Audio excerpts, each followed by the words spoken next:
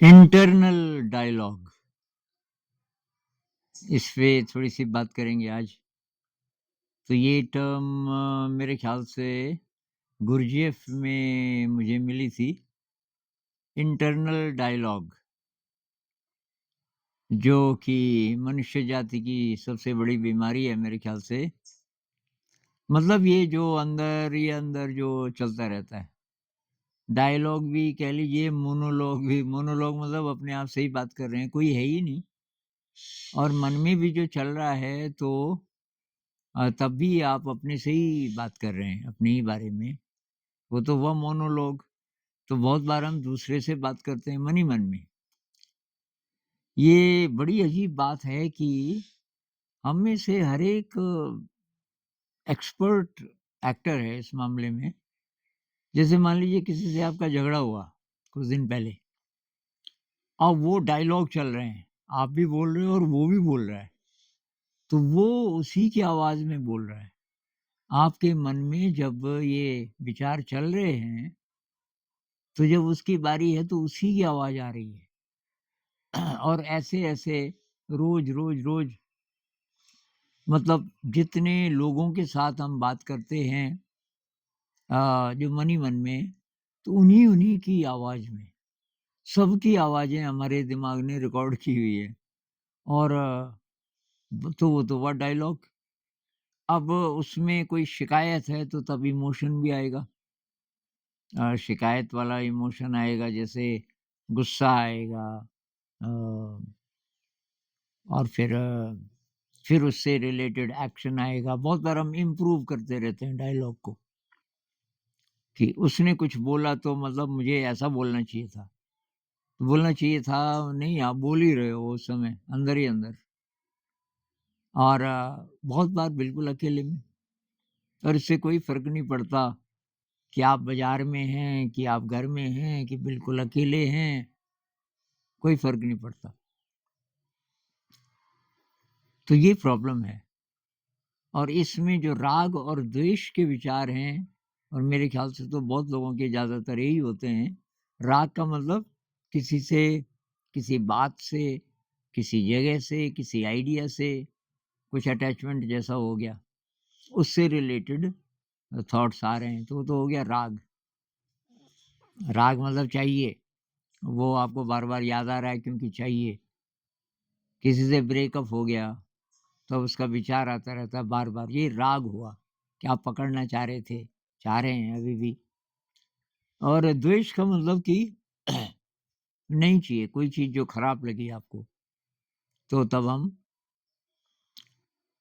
खुद ही आप खराब लगे अपने को, मतलब अनावश्यक बोल दिया किसी को। कोई आदमी था, वो तो उसकी गलती ज़्यादा नहीं थी, अब आपको एहसास हो रहा है, आपने कुछ ज़्यादा बोल दिया। तो उसके साथ जो गिल्ट, रिग्रेट या ये जो पछतावे की फीलिंग आती है अंदर, और उससे रिलेटेड तब विचार भी आते हैं। तो राग और द्वेष के अगर विचार हैं, तो साथ में इमोशन होता है, और वो सारी हमारी ताकत चूसते रहते हैं, विचार भी और ये इमोशन भी। इसी को वो इंटरनल डायलॉग कहते हैं। और गुरजेफ कहते हैं कि आपको गहरी साधने में जाना है तो ये बंद करो पहले। ये जो हम बोलते रहते हैं, अगर ज़ोर से बोलने लग जाएँ तो तब क्या होगा? भाई मान लीजिए मैं किचन में बैठा हूँ, अभी सब लोग तो स्कूल में, कि चूल्हे पे आग जल रही है, ऊपर कुछ दाल-दूल है, मोटी दाल, जो बहुत देर में उबलती है। यहाँ पहाड़ों में ना, दाल ज़रा देर में उबलती है। तो मान लीजिए कि ये काबुली चना है रखा हुआ कुकर पे, और नीचे अच्छी आग है, मैं आग ताप रहा हूँ और अंदर डायलॉग चल रहे हैं। अब मान लीजिए मैं ज़ोर से बोलने लग जाऊँ, तब तक कोई आया और वो रुक गया ज़रा दरवाजे पे और सुनने लग गया। वो क्या सोचेगा? इसी को तो हम पागल बोलते हैं ना। पागल अपने आप बोलता रहता है अपने आप से।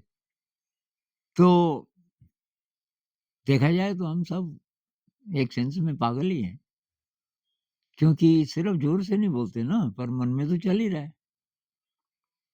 और वो जो पागल है, बल्कि वो हो सकता है कि जल्दी संभल जाए, क्योंकि दूसरों को पता चल गया, तो हो सकता है कि वो ज़्यादा अवेयर हो जाए। और हम लोगों को कोई कुछ बोल नहीं सकता, बाहर तो बोल ही नहीं रहे।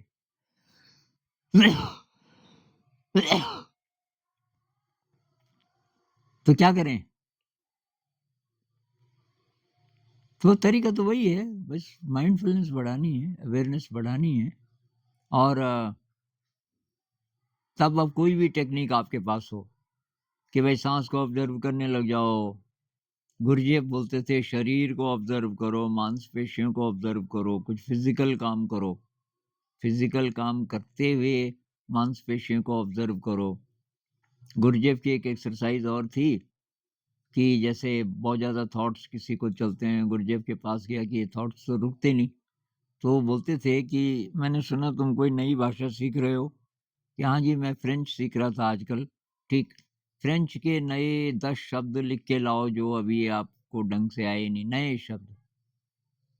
कि ये हैं जी, मैं ले आया।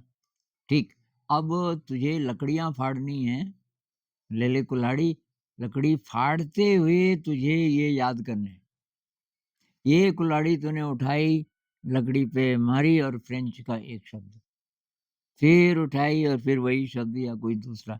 ये 10 शब्द भी तुझे याद करने हैं। लकड़ी फाड़ने में तुझे आधा घंटा लगेगा, आधे घंटे में लकड़ी भी सही फटनी चाहिए, ये नहीं कि स्लो हो गया तू। और ये 10 शब्द तुझे याद करने हैं। ऐसी-ऐसी वो एक्सरसाइज़ेज़ देते थे। अगर आप चुपचाप बैठे हैं तो एक बहुत बड़ी एक्सरसाइज़ है विज़ुअलाइज़ेशन।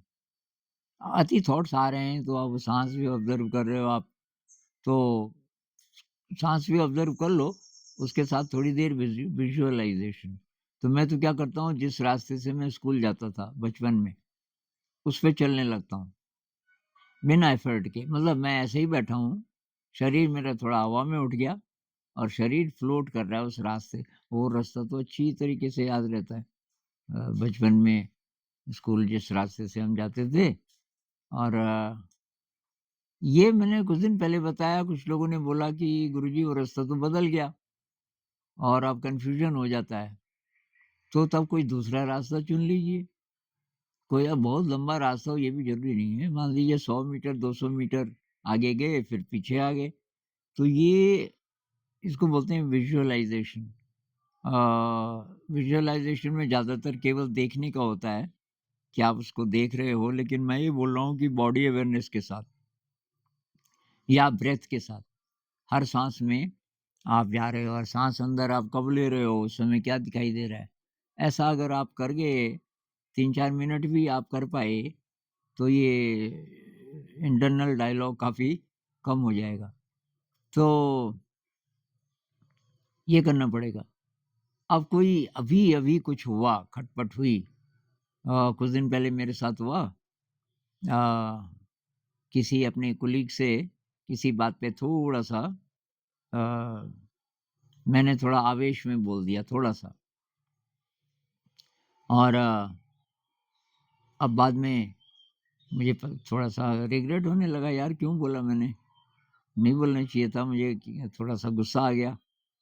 तो हालाँकि मैंने उसको, उसने भी कुछ बोला, कुछ ऐसा बोल गया कि जो कि ठीक नहीं लगा मुझे। तो तुरंत सँभल गया, अभी जल्दी सँभल जाता हूँ। तो मैंने कहा सबसे पहले भाई ग्रेटफुलनेस उस आदमी के लिए, क्योंकि उसने तुझे ये याद दिलाया। नहीं तो बहुत कम लोग स्पष्टवादी होते हैं, अपनी बात बोल नहीं पाते। तो ये कोलीग्स के साथ मैं पहले से रह रहा हूँ, मेरी सारी वीकनेसेस वो जानते हैं पहले से। और उनमें से उनको पता भी चल रहा है कहाँ-कहाँ मैं बदल गया, कि आप काफ़ी बदल गए, अभी गुस्सा कम आता है इत्यादि। तो उस दिन क्या हुआ कि तब मैं ग्रेटफुलनेस कि भई तुमने मुझे फिर विश्वास दिलाया कि मुझे अभी काफ़ी काम करना है अपने साथ। क्योंकि ये जो गुस्सा है, बहुत जल्दी भी ख़त्म हो सकता था। लेकिन वो थोड़ा-सा फैल गया था शरीर में। तो तब मुझे करीब 20 मिनट की सिटिंग करनी पड़ी। 20 मिनट बैठ गया, लगातार, लगातार, लगातार, और हर साँस के साथ वो ग्रेटफुलनेस का भाव उसके लिए। भाई उसने तो याद दिलाया ना, तुम तो क्या पता सोच रहे थे कि मुझे अब गुस्सा ही नहीं आता। तो ऐसे-ऐसे करके फिर 20 मिनट में एकदम साफ, गुस्सा भी साफ और एक काफ़ी डीप मेडिटेशन भी हो गया। गुरुजी एक चीज़ और बोलते थे, नेगेटिव इमोशन बहुत काम का है।